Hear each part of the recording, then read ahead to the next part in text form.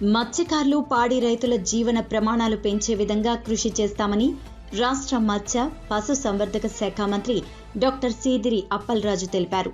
రాష్ట్ర మంత్రిగా అమరావతిలో బాధ్యతలు స్వీకరించిన అనంతరం తొలిసారిగా జిల్లాకు వెళుతున్న ఆయనకు పాతగాజువాక కూడల్లో వైకాపా నాయకులు ఘన స్వాగతం పలికారు.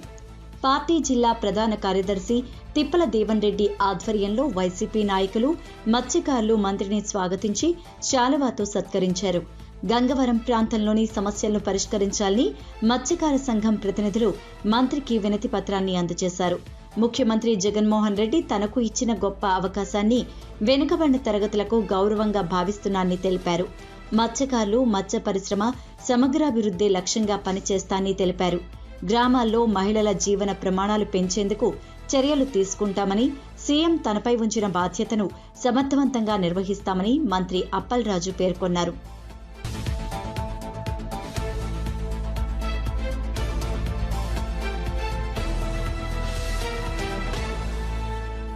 తర్వాత ఒకసారి జిల్లాకు వెళ్తున్న సందర్భంగా గాజువాక్ సెంటర్లో నాకు ఆహ్వానం పలకడానికి ఇచ్చేసినటువంటి సోదరుడు దేవన్ రెడ్డి, మరి అలాగే ఇతర వివిధ హోదాల్లో ఉన్నటువంటి సోదరులందరికీ పేరు పేరున ధన్యవాదాలు తెలియజేస్తూ, ముందుగా వెనుకబడిన వర్గాల నుంచి ఈ డిపార్ట్మెంట్ ఈ శాఖను అప్పగించినటువంటి గౌరవ ముఖ్యమంత్రి శ్రీ వైఎస్ జగన్మోహన్ రెడ్డి గారికి చేతులెత్తి ధన్యవాదాలు తెలియజేస్తాము.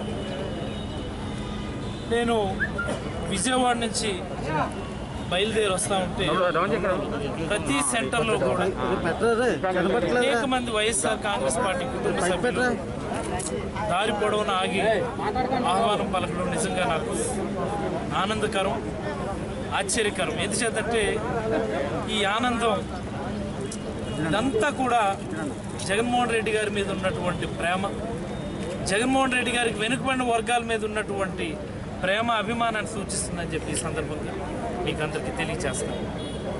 మరి నా శాఖ మత్స్యశాఖ, అలాగే పశుసంవర్ధక శాఖ ఈ రాష్ట్రంలో ఉన్నటువంటి అన్ని ఉపకులాలకు సంబంధించినటువంటి మత్స్యకారులకు న్యాయం జరగడానికి, ముఖ్యంగా పశుసంవర్ధక శాఖకు సంబంధించి పాడి పరిశ్రమ అంటే డైరీ డెవలప్మెంట్కి గొప్ప అవకాశాలు ఉన్నాయి. ఈ మధ్యకాలంలోనే అమూల్ మల్టీనేషనల్ కంపెనీతో మనం ఒప్పందం చేసుకున్నాం.